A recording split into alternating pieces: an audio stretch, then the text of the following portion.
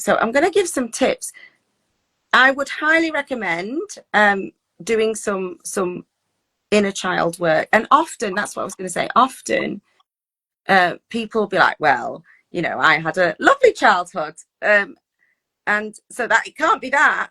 And the truth is that when we're very little, we don't see the world the same way. So we can get messages through parents' behaviors and take it very personally. Yeah, and even though it wasn't. The funny thing is, because we think mindfulness, we think mind, we think thinking, don't we?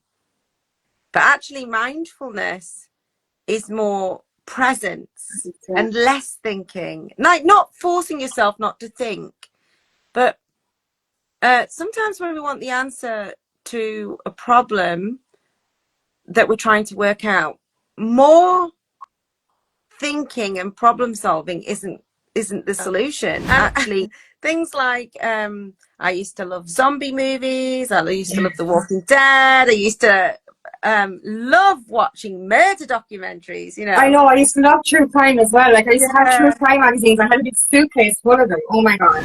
But like now. So let's see where I'm up to. So I'm going to give some tips. I would highly recommend doing some inner child work. And often, that's what I was going to say, often people will be like, well, you know, I had a lovely childhood. And so that it can't be that. And the truth is that when we're very little, we don't see the world the same way. So we can get messages through parents' behaviors and take it very personally, even though it wasn't meant that way, even if it wasn't, you know, we don't have to have been abused to end up with these wounds.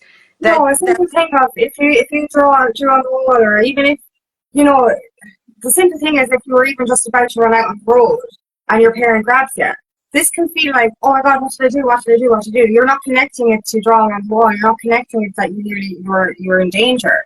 You're just connecting it to, oh my god, I'm in trouble. My mother and my dad is shouting at me, and that's all. And that just sticks to you as a child. Or even a simple thing, or you fall over in the playground and the kids laugh at you. Yeah. These are all little things that can build up within your inner child that can last into your adult life. The simple thing of being told to stop crying. Mm-hmm. You know, like a child being told to stop crying. We don't know we're doing something wrong. We're just like, oh my god, we're being given out to. So yeah, as you said, it doesn't have to be a volatile childhood. It can be just these tiny little things, this little bit of strictness from our parents, even the religious beliefs within a family. Mm-hmm. Certain things like that can all lead to inner child wounding. Yeah, and also we can learn these behaviors. So it might not be that you felt, so for example, you might end up as a people pleaser because you get your validation from other people. That's where your worth is. But you weren't like badly treated. You didn't feel like you had to do it because you were going to get beaten, or you were going to, that was the only way you got love. But actually the messages and the values of your parents might have been, you know, oh, we've got to be nice for other people, or we've got to do this for other, it's kind to be kind, it's good to be kind. And we might have taken on those values from our parents who may have had a troubled life, or maybe it wasn't them, maybe it was the one before. I mean, you don't have to go very far back for childhoods to be much more difficult. It has to be said. I mean, you don't have to go back many generations from me for it to be children where there was punishment in school, physical punishment in school, children were seen and not heard, so these values that may have actually physically been beaten into our grandparents or our parents can be passed down through values and behaviors. We behave like our caregivers. We think that's how we're supposed to behave, and so it might not even really be your wound so much, but the behaviors that you have been passed to you. Yeah, generational. That's how you're supposed to be. Yeah. So maybe you've got some of those indicators that perhaps you care a little bit too much. So what can we do about it? So one of the things that we talk about a lot is mindfulness and meditation. For me, my meditation was gave me such clarity. It made me, like I said before, sometimes we have all these kind of, we know that we have this behavior and we know we have that behavior, and we don't make the connection between it. Or we know that these things keep happening to us. Oh, why me? Why me? And we used, sometimes we even say that. Why do these things always happen to me? You have to remember what Tony Robbins says, life doesn't happen to you, it happens for you. And when we can understand that concept, we can actually learn that everything we've been through is trying to teach us something or help us grow. And we actually gain strength from everything we have been through, even if it was traumatic. And meditation does help with that. It helps us to heal the trauma, but I suppose remember that we're stronger because of it. Mm-hmm. Yeah, and I think, I can't remember the figure. Is it 95? It's something like 95% of what is running the show is our subconscious, that we are not in the waking hours generally have access to, unless you have certain techniques that you're using. And so what we know as ourselves, and that's another thing, I thought me was those thoughts, that 5% that I was aware of, the 5% of my brain that mostly wasn't running the show, I thought was who I was. And so we get into these patterns, and we spent our whole life listening to our thoughts, thinking that's who we are, and that they're true, they're our truth, and that there isn't much else. And so meditation is a gateway into the subconscious. And what it allows is for bits to drip out, little bits that we've not been aware of at first. That's what it felt like to me. I'd start getting little epiphanies, or I'd see a connection somewhere where I hadn't seen one before. And then in my conscious mind, I can process that, meditation gives you it gives you answers. I said this the other week. It gives you answers to the questions you hadn't even thought of asking. That's the thing, our unconscious mind, it actually hides, it has hidden so much from us as a way of protection, but it also hides the stuff into our shadow. So if we're putting on this persona to fit into a world we don't belong to, we're actually hiding certain parts of ourselves within our unconscious mind. And it is doing that meditation, it's doing that deep introspection, that shadow work, that inner child healing, to get to know the parts of ourselves that are not only wounded, but the parts of ourselves that we're hiding unconsciously. We get to discover parts of ourselves we didn't even know were there because we're conforming to what other people want us to be. So you get to actually rediscover who you truly are. The magical parts of yourself are actually in your shadow. So when you look in deep within through meditation and introspection, you get to find those colorful parts of yourself. You find that magic within yourself. So, people are afraid to look into their shadow, but the shadow is actually more colorful than you think. Yeah, yeah. And if you are quite judgmental of other people, it's probably an indicator that you've got a big part of you screaming in your subconscious, going, "Let me out!" Yeah, that's it. Let me out. That's it. I find that if we're triggered by another person's words or appearance, you have to ask yourself, is there something in them that I'm suppressing myself? Because I remember years ago, I used to be really triggered by blondes. And I was like, I swore I'd never be a blonde. Now I actually admire the women I was triggered by. And I'm fucking blonde. You know what I mean? Do you know what? Like, even the thing, I used to be triggered by people wearing colourful clothes. And now I wear colourful clothes. And I'm triggered now by people wearing black clothes because I used to wear black all the time. I get triggered by people who look like old me, just because I know what old me was going through, and I'm a bit like, you want to give them a shake and go, come on, splash the rainbow colours on you. Yeah. So meditation, we are big advocates of meditation, and you can get them on YouTube, binaural beat ones. You can do ones in your sleep as well, if you're, that can help get you on the right path. And it's just having some kind of consistent practice. I would say daily is best. I think with any routine, if you can do it daily, you're more likely to set it. If you try to think, oh, I'll just do it once a week, or I'll just do it 3 times a week, it's much harder to set that kind of habit, isn't it? It's so much easier to set a habit that is daily. You're more likely to be successful with that. And it's better that you do shorter meditations every day than doing like 2 really long ones in a week. So yeah, having a meditation practice, start small if you'd not done it before. And like I just found that I fell in love with meditation. So I got to the point, I'm not like that now. I'm too busy to do that now. But at one point I was doing 2 40-minute meditations a day because it was really novel then when I first started, because I'd never been in such a place of peace before, because my mind wasn't a very nice place to be most of the time. So yeah, meditation, mindfulness as well. So what kind of things could we do for mindfulness? Just keep, the way I see it is, be aware of everything you do or say. Be aware of how you speak, be aware of your thoughts. Because everything is connected and everything has a message. So be aware of your surroundings, be aware of the signs that you're getting.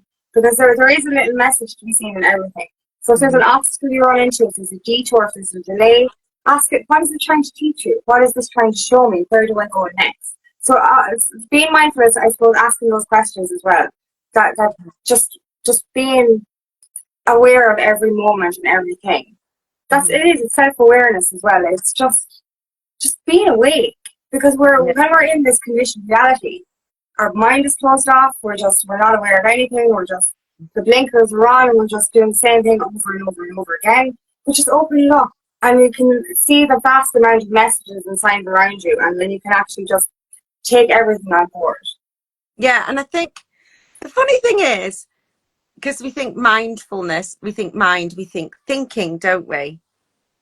But actually mindfulness is more presence and less thinking. Like, not forcing yourself not to think, but sometimes when we want the answer to a problem that we're trying to work out, more thinking and problem solving isn't the solution. Actually, less can sometimes be more.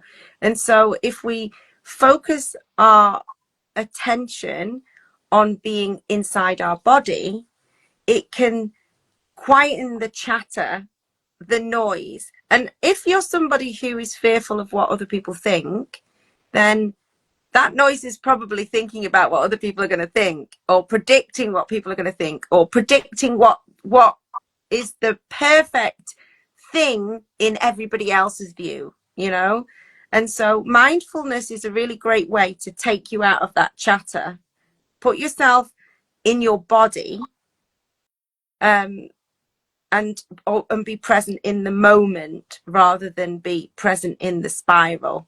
Yeah. And self-awareness is a real amazing thing, isn't it? So self-awareness, we don't have to journal, but if you're someone who's just trying to build self-awareness, journaling's a great place to start. Because what I do personally is I actually speak to myself. Open dialogue is really good. So ask yourself questions. Like when I first became aware that my unconscious mind had a lot of hidden secrets, I called him George, and I actually started speaking out loud to George, and I was like, what is going on? Why are you feeling this way? What can you tell me? And I'd end up giving myself answers. And I still do that every day now. I ask myself, I'm going through something, I'm like, why am I going through this? What am I feeling? What is it that's trying to teach me? And I would give myself the answers. And I have a back and forth conversation with myself. And I get to the bottom of things really quickly. So that it's like self-therapy, really. Yeah, yeah. But for somebody starting out, probably starting with journaling would be better, just because you can get prompts. I think you can get, you're a seasoned pro at asking yourself the right I questions. live on my own, and my dogs don't talk back all the time, so I need someone to talk to. Yeah. But for someone starting out, I mean, you can just think, you know, when I get an emotion, or when I start wondering if it's good enough, um, get curious about where that's coming from. In that, like, is it me that's wondering if it's good enough, or is it me wondering if it's good enough in someone else's eyes? You know, like, and what is good enough? What do I think good enough is, Mm. or am I gauging what is good enough on somebody else's list of what is good? Yeah, so it's um just having that crazy curious. It's almost like, in some ways it seems like it's more self-doubt, but it's not. It's supportive doubt. It's like, you have a thought, be curious about that thought. Where is it coming from? And it's useful to do that with our negative thoughts, but just any thoughts sometimes, you know. It's good to explore, but getting into that habit when it's not something you're used to might be something you have to do quite intentionally. So that's why I would say start with some journaling. That way you can put it in your routine, either at the beginning, in the morning, or in the evening. And you can get some beautiful journals with some really nice prompts. And what if you use these ones that already have prompts in them, you'll start to get the idea of the types of things to ask yourself, and you will notice patterns if you journal. Or if you do that regular speaking to yourself, you'll notice those patterns. It's just And bringing it into your awareness rather than just doing it mindlessly, isn't yeah, it? and being in nature and being in silence is very good. You know, you don't even have to ask yourself questions. Just sit there without noise, without music, without anything, and you'll find the answers just flow into your mind easily. It's like meditation, and it just in that peace and quiet, you will get the answers that you're not even looking for. You'll find that. Yeah, yeah. So, set boundaries with yourself and with others. Yeah, that's a big one. It's like, you know, we have to be very, very mindful to just set boundaries. They're frozen there. But yeah, we have to be very mindful to set boundaries with other people, especially when I'm we're. back. Can you see me? Yeah, you're back. You're back. Yeah. Okay, cool. Yeah. So Sorry, yeah, boundaries are very important. Like, you know, we can. I suppose it comes to people pleasing. Again, it's saying yes to people instead of saying no, and say we should be saying yes to ourselves. You know, where are you neglecting your own needs and putting the needs of others first? And are these people even, you know, check, are these people respecting your boundaries, or are they respecting your time and energy, or are they just using you because you're a yes man or because you're available all the time? So ask yourself these questions. You need to start putting yourself first, your goals and your dreams first, and start to say yes to yourself. Yeah. And so that's going to protect your energy so that you're able to have the energy to do the things that you want to do, isn't it? That's Mm-hmm. why if we overgive, we have nothing left for ourselves. And we have to remember that we are people too. And it does take energy to not conform, certainly initially. It takes energy to have courage to do something different. And particularly if you're not used to doing those things, you do need energy and But to, as you just said, courage. It takes courage to be authentic. You know what I yeah, mean? It's our lack of courage, our lack of strength that makes us conform and be people pleasers. So it's in yeah, finding your own truth and your own strength that actually brings you more power. yeah. But it's a muscle. So you Yeah. can build that strength and that courage to keep being more authentic. And you know, you might think you're authentic, but I think I personally am constantly evolving with that, you know. I'm being as authentic as I can be, but I always discover new bits of myself that I'm like, you know, little things that align better, that I could do differently. And just like anything, it's a journey, isn't it? And it's always checking where you are, checking if you can do anything better, keeping in touch with yourself, And and keep evolving. allowing That's the yourself to thing. evolve. Yeah, yeah. Like we're upgrading every time. Every time Yeah, we learn more. Every time we succeed or even we fail and make and learn from that. Every time we learn something about ourselves, we're becoming our best version. So yeah, we're literally finding more magic every single day. absolutely. Another thing, I think, if you care too much what people think, is limiting social media. So having a boundary with yourself on how much scrolling time or what you're going to look at, um, particularly if you find that you compare yourself to other people. So just not having that influence bombarding you all the time, being Or aware. even do a boundary setting on your social media as well. Clear out the clutter. Do you know what I mean? Like, have you got healthy news feed on your main feed? Is there good people on your news feed? Are you learning something from your news feed, or is it draining you?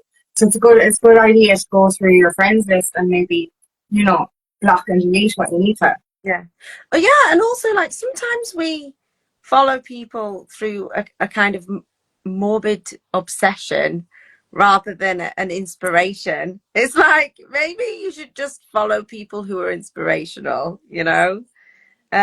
So if you are following people, are they people that are giving you messages that fill your heart?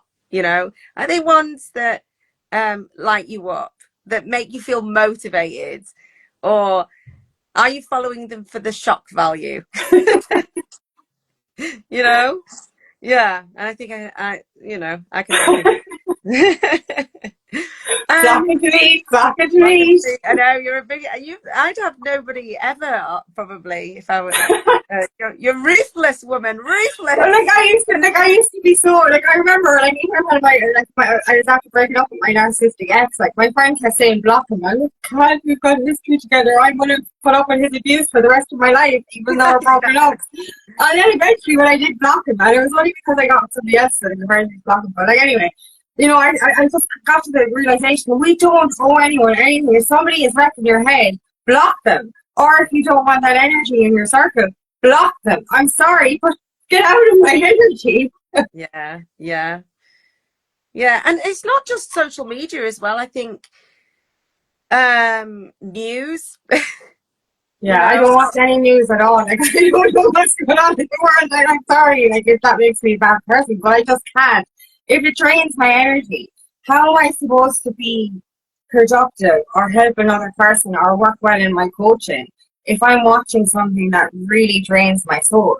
How am I going to recover from that to help somebody else? So I have to, ignore all this kind of stuff. yeah. And things like I used to love zombie movies. I used to love The Walking Dead. I used to love watching murder documentaries. I know, I used to love true crime as well. Like, I used to have true Yeah, crime magazines. I had a big suitcase full of them. Oh my God. But, like, now I have to, like, and don't get me wrong, I still watch the odd horror thing. Like, I love Stranger Things or something like that. But if I was to watch a horror film now, it would be a mild one and I'd have to watch it during the day. And yeah. it's very rare. And meditate afterwards. Yeah, exactly. You'd be watching anything Your before energy. bed. No, thank you. No, no.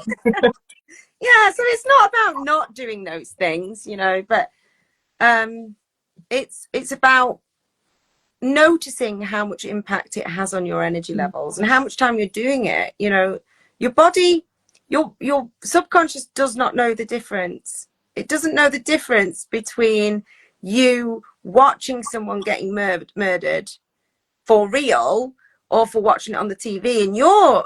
And your conscious mind is aware it's just a film, but your subconscious doesn't know the difference. And so we should be mindful of how much we are traumatizing the bit that does 95% of our functioning. Yeah, it's We funny should you say that. Like, I was kind of drifting away from action movies as well, and now I'm gone back into this obsession with action movies, and I'm watching going, why am I watching this? But I don't know, this new part of addiction I got, and I don't know what it is.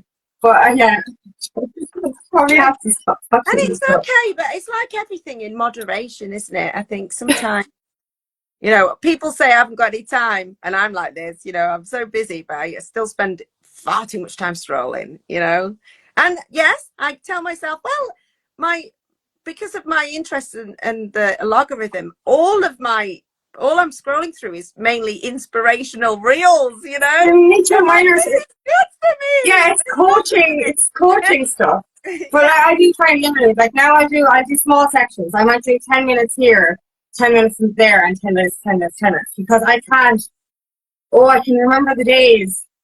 Oh, the energy is coming back here. But I'd be on the phone for 3 hours at a time. Oh my god! I know what. Like I used to have a personal account as well as my business account, and I'd be on it for hours and hours and hours. And it wasn't, there's so much inspirational stuff on it. But my head, I could feel the heaviness in the front of my head, like, oh no, no, no, no. So now I just have a business account. I scroll for 10 minutes, share a few inspirational things, leave it alone, and go back to it then later on. You know, 10 minute sections every so often. Or I leave the phone completely out of reach so that I'm not. Yeah, so if you're brave, have a look at your screen time. I'm not sure I'm brave enough.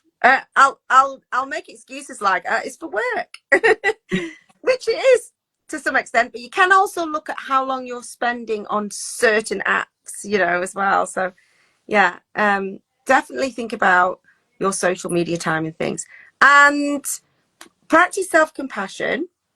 So it's being um how you speak to yourself and how you view mistakes or your, you know, if something isn't perfect and you're used to being a perfectionist, often we fear what other people think, but it's just us projecting our own unkind, uncompassionate views of our own work on what we think other people think about it, you know. Yeah, well, we're usually so hard on ourselves. I used to be so hard on myself. I remember distinctly a few years ago. I was doing something I'd never done before, just a simple thing, and I started to give out to myself, curse at myself because I was after, making a few mistakes.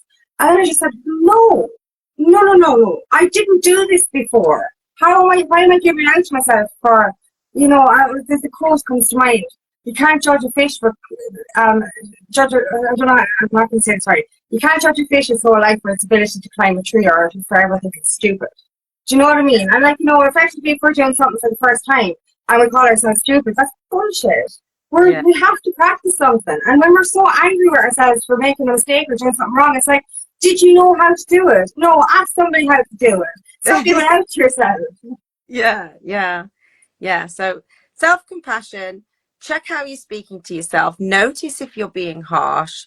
It's okay to make mistakes. It's okay to not be perfect. It's if you spent a year planning something and you thought of every single detail in you know, it still might not be perfect. So we've just got to let go of perfect. Nothing, it doesn't have to be perfect.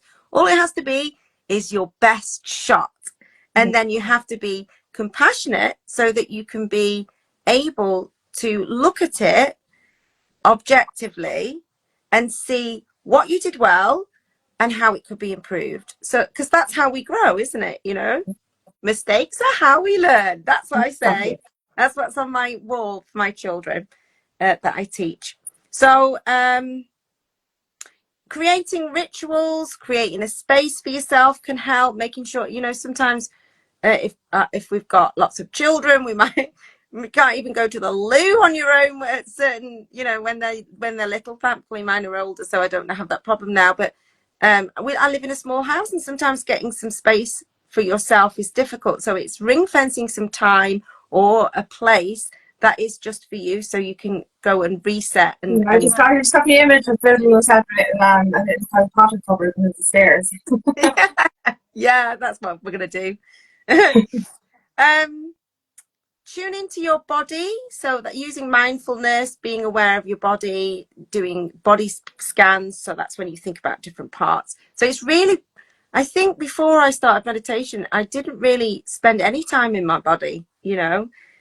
So you can get guided things, guided meditations that help you with body scans. And when you know how to do it, then you can do it in your conscious time as well. It doesn't have to be just in meditation. Developing, I've got so many things here. I'm going to skip to the bottom and say, because I've got so many, I'll just say them quickly. So making a decision framework for you. So you could make it say that I'm only going to give myself 5 minutes to make a decision, because actually the longer you take to make a decision, the more chance you are to start worrying about what everybody else thinks about it. So it's letting go of perfect. It's going, I'm going to think about it intensely for this amount of time. That's how much time I need. I wouldn't make it any more than 5 minutes if you're thinking intensely about it, because you've still got time to catastrophize in 5 minutes. So no more than 5 minutes. I am going to think about it. However, I'm going to think about it, whether that's pros or cons, or I would say getting into your gut and having a moment. How do I feel about it? Think of, which was really nice from Tuesday, thinking of the different options, the different forks in the road, and how, imagine what they would each look like and which one feels right for you. So doing those kinds of things, but certainly just making sure that you don't give yourself too much time to make a decision, because more time does not make a better decision. It just ends up in paralysis often. Yeah. Trust your gut, because overthinking, you might make the decision to do something, you might be really excited, and then all of a sudden your fear and ego come in, you're like, I'm not going to do that. And it's just like, listen to the excitement, listen to your first thought. Seeking a community. So we've talked about that a lot, but community is so important. Who you have around you is so important. So making sure the people that you spend the most time with are the ones that you're not fearful of what they might think, that you might respect what they might think, but you're not fearful of their judgment. Yeah. So it's important that you have those in your inner circle. And patience and consistency. So when we have been a certain way for a long time, it will take time to change that.